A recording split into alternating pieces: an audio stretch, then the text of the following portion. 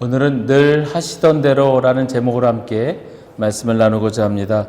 오늘 말씀은 누가복음 4장 16절에서 19절의 말씀입니다. 제가 봉독하겠습니다.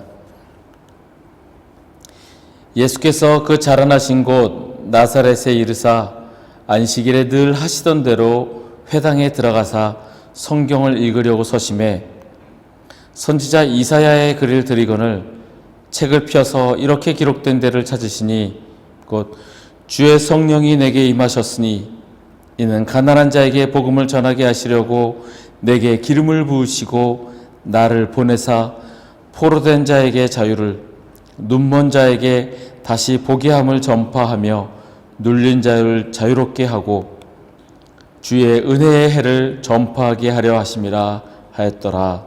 아멘. 얼마 전에 어떤 학생과 이야기를 하다가 되게 놀란 일이 있었습니다. 보통 회사에 있을 시간인데 회사 같지 않은 겁니다. 그래서 지금 회사입니까? 집입니까? 이렇게 물었더니 집이랍니다. 오늘 회사에 출근을 안 했다고 하는 겁니다. 이야기를 들어보니 한 달간 휴가를 갖는다고 합니다. 한국에서는 한 달 휴가라면 상상도 못한다. 어떻게 그게 가능하냐? 그랬더니 회사랑 계약할 때 처음부터 한 달 휴가를 갖는 것으로 서로 동의하에 계약을 했다고 합니다.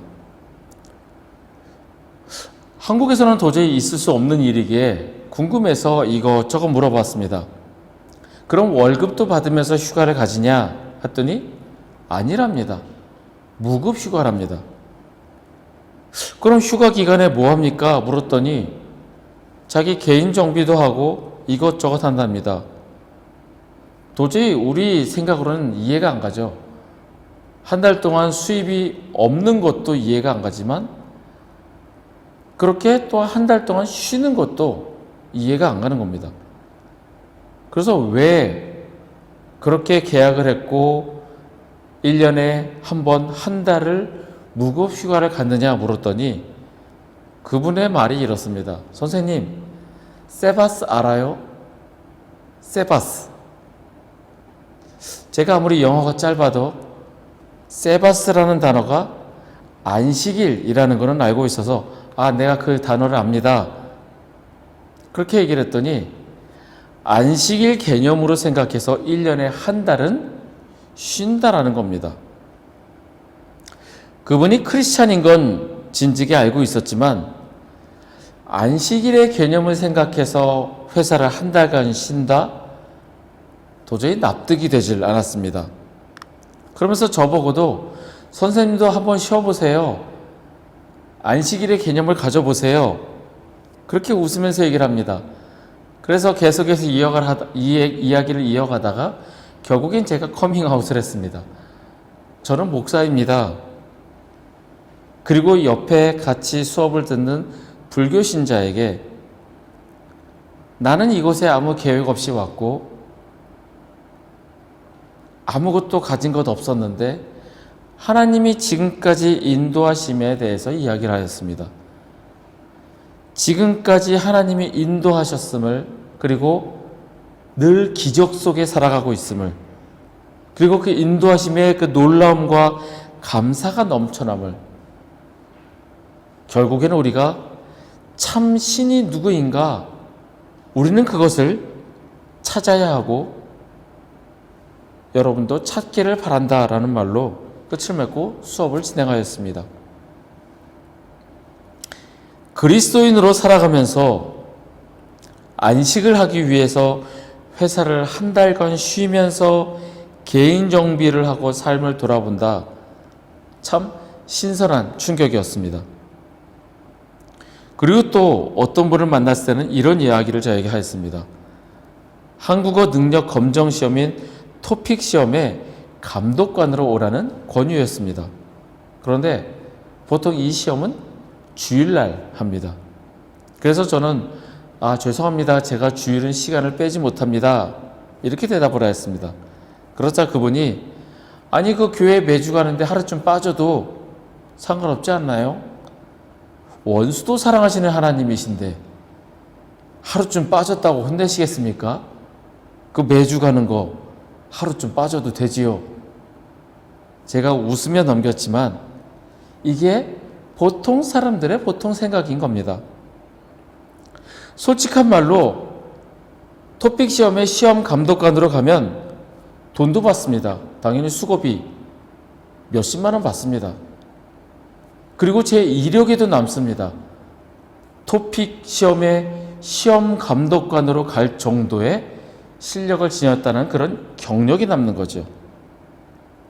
물론 하루쯤 빠져도 하나님이 뭐라 안 하실 수도 있겠지만 제가 돈을 쫓아간다면 그건 하나님이 아닌 돈을 사랑하는 것이고 제 경력을 위해서 거기에 간다면 내 명예와 스펙을 하나님과 맞바꾸는 것이 되는 겁니다.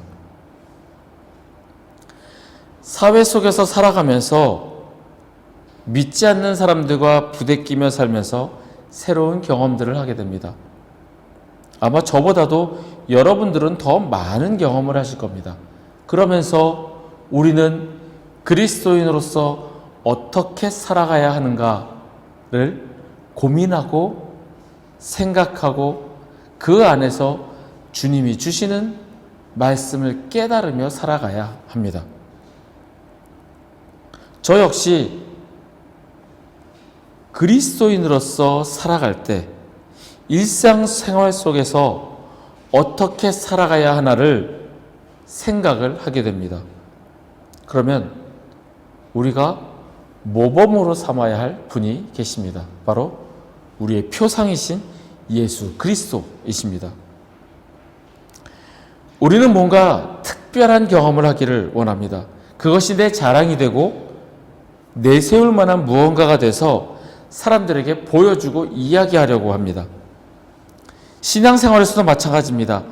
내가 가진 특별한 경험, 그것을 이야기하고 은근슬쩍 속으로는 나는 당신들과는 다른 특별한 체험을 한 사람이야 라고 우쭐해하기도 합니다.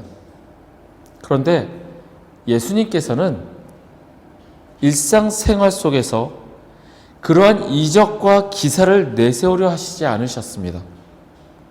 만약에 예수님께서 그거를 내세우려 했다면 내가 이 땅에 너희를 구원하러 온 구세주다 라고 광고하고 홍보하려고 했다면 가서 소문내라고 했을 겁니다. 오병이의 사건을 내세워서 내가 너희들의 왕이다. 또한 병을 고치시고 고침받은 사람들에게 빨리 가서 소문을 내라. 내가 너희의 병을 고쳐준 구세주 예수 그리스도다. 소문내라고 했을 겁니다. 그런데 예수님은 절대 그러지 않으셨습니다. 조용히 가서 대제사장에게 몸을 보이고 가서 살아라. 조용히 해라 라고 이렇게 이야기하셨습니다. 예수님의 일상생활은 특별한 체험이나 특별한 기적, 이적을 내세우려 한다거나 오히려 그것을 사람들에게 널리 알리려고 하시지 않으셨습니다. 예수님의 일상생활, 예수님께서 늘 하시던 것은 단 두 가지였습니다. 누가복음에서 예수님께서 일상에서 하시던 행동이 두 가지가 나옵니다. 오늘 본문의 말씀과 십자가에 못 박히시기 전에 습관을 따라 감람산에 가셨던 그 행동입니다. 대충 여러분들 아마 눈치채셨을 겁니다. 오늘 본문에서는 늘 하시던 대로 회당에 들어가 성경을 읽으셨습니다. 그리고 22장의 본문에서는 습관을 따라 감람산에 가셔서 기도하셨습니다. 예수님께서 늘 하시던 것, 습관대로 하시던 것은 하나님의 말씀인 성경을 읽은 것과 하나님과 교제인 기도였습니다.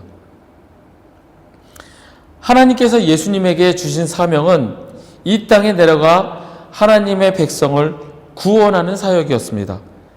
그 사역을 위해서 예수님께서는 순종하셨고 하나님의 부르심에 응답하였습니다. 예수님의 일상은 늘 하시던 것은 말씀을 읽으며 하나님께 순종하는 것이었고, 기도하며 하나님과 교제하고 이 땅에 섬기러 오신 겁니다. 우리의 일상생활은 어떤가요? 바빠서 도저히 주님과의 교제를 할 수 없는 지경에 이르지는 않았을까요? 옛날의 경험으로 난 주님과 잘 지내고 있어라고 생각하고 있지는 않는지요? 예수님께서는 하나님과 한 분이듯이 하나님과의 교제를 게을리하지 않으셨습니다. 이는 바로 우리가 주님을 닮아가기 위해 교제를 해야 하는 것과 같습니다. 예수님과 하나님이 한 분이신 것은 예수님이 하나님을 닮아 있다는 겁니다. 그 닮아 있는 분이 교제를 하듯이 우리가 예수님을 닮아가기 위해 교제를 해야 한다는 겁니다.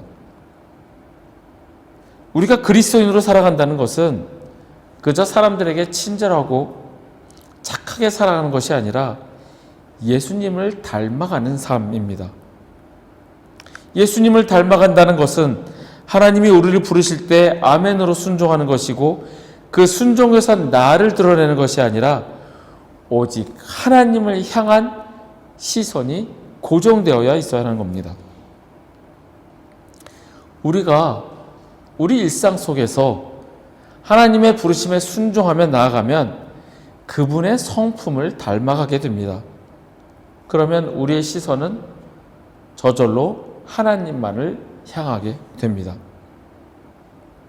서두에서 말씀드렸다시피 나에게 유리한 기회가 왔을 때 하나님이 주신 기회라고 착각할 수 있습니다. 나에게 이런 기회를? 그런데 주일이네? 하루쯤 빠져도 뭐라고 하지 않으실 거야. 원수를 사랑하시는 하나님께서 그 정도쯤이야. 오히려 내가 이렇게 해서 더 잘 되면 하나님의 영광을 드러내는 것이 되지 않을까? 스스로를 위로하고 찾아갈 방법을 찾아내야 됩니다. 하지만 우리는 우리가 지켜야 할 신앙의 기준이 있습니다. 바로 영광은 하나님께만 있다라는 사실입니다. 십계명의 말씀을 보십시오. 다른 신을 두지 마라. 하나님만 섬겨라. 우상을 섬기지 마라.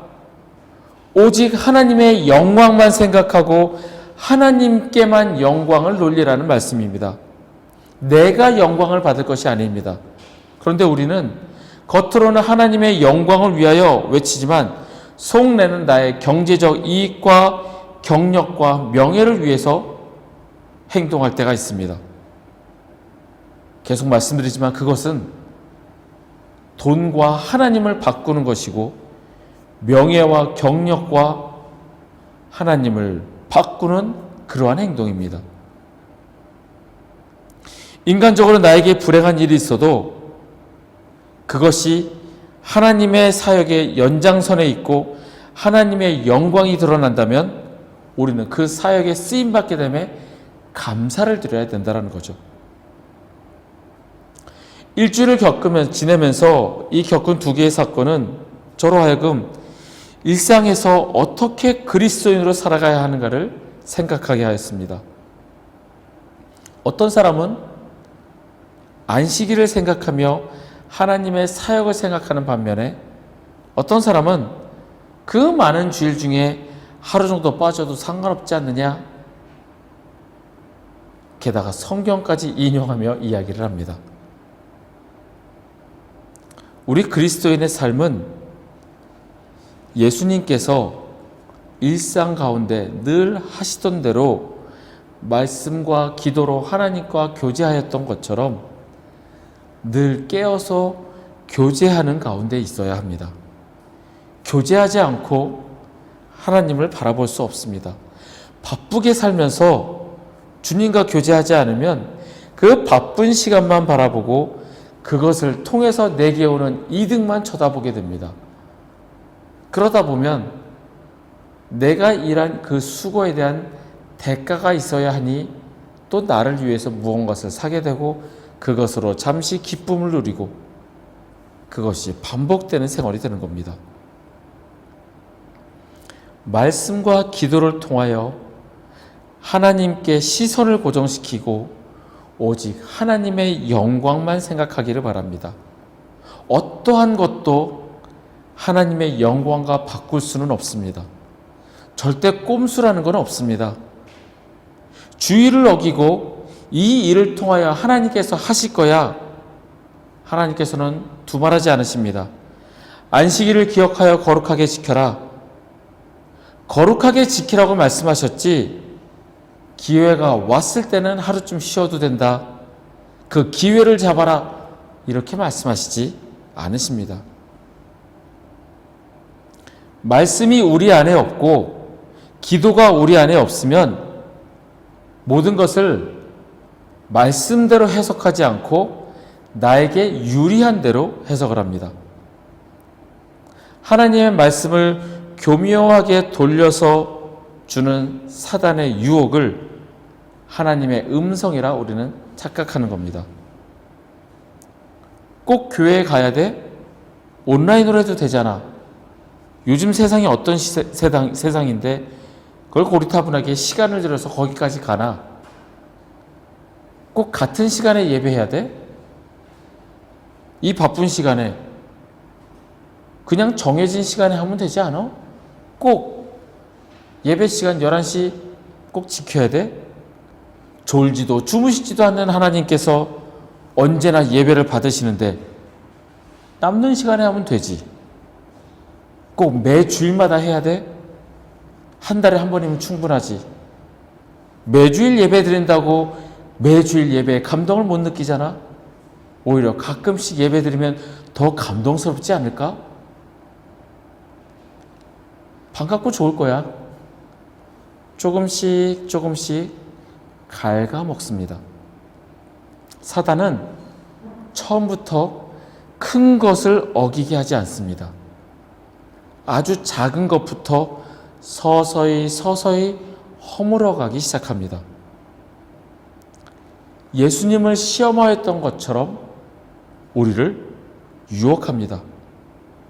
그렇게 조금씩 주님을 멀리하다 보면 결국엔 무엇이 잘못인지 인지하지 못할 정도로 주님을 멀리 떠나게 됩니다. 바로 주님과의 교제가 없는 사람의 결과입니다.